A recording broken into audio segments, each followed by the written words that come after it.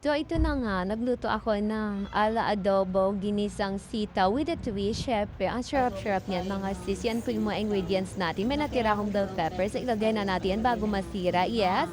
Lahat na mapakinuan dapat huwag itato. Kailangan gamitin agad. Tigisa lang natin yan sa bawang. Ayan, pak na pak. Tapos konting pork lang nilagay ko mga sis kasi konting sitaw lang din naman yan. Tira-tira lang yan. Pero kasi ayaw kung masira siya kaya lutuin na natin. O, di ba? Gisa-gisa ng vegetable at lagyan ng asin, salt, water, cherries, English one, and then paminta. And mix-mix ng very light. After that, ayan, ilagay natin yung mahiwagang pampalasa natin. Alam niyo na yan, magic savor. O, di ba? Kaya nga magic sa sarap. O, di ba? Pak na popcorn. And after that, ayan, mekas-mekas din ng very light. And nilagyan na natin pangalawa nating magmalakasang ayan, o 'di ba? Malakasang ano 'yan sa ating adobo na ginisang sitaw, yung oyster sauce. Yan, o 'di ba? Yan ang secret natin mga sis. Actually, mga nakalimutan ko pala maglagay ng sibuyas. So, hinuli ko na siya. Ayan, 'di ba? Tapos lagyan natin ng burger light na water para mag-soft yung ating konting pork dyan. Yes.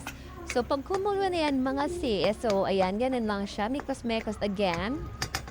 Again and again, ilagyan na natin ating sitaw. Isabay na natin dyan ang ating red bell pepper. Yes, ng bonggang-bonggang. Mekos-mekos na naman. O, diba? Mekos-mekos is light. Char. Ayan. So, ganun lang mga sis ang gagawin natin. After that, na-soft na yan. So, pwedeng-pwede na lantakan ng bonggang-bongga. So, naglagay din ako diyan mas mahabang sili pero hindi ko siya kinakat kasi Siyempre, wag natin i-cut yan para hindi maanghang ating niluto. Yes, kahit mahaba yan, manghang din yan mga sisi. Yes. pwede Ang na niahon sa kahirapan. O, diba? And then, ready to serve. O, diba? Mag-plating na tayo mga sis. Ganyan lang ginagawa ko sa plating ko. Ganyan. O, pak na pak. Dahan-dahan. So, ganyan lang mga sis. Para maganda yung kaya nalabasan ng outcome doon sa ating photo or picture and videos. O, diba? Closer ng variable light. Zoom in, zoom out, ganun lang. Ikot-ikot, ayan. Ikot-ikot lang ng very light. Then, dagdag o pop. O, ganun lang. O, ng bonggang-bongga.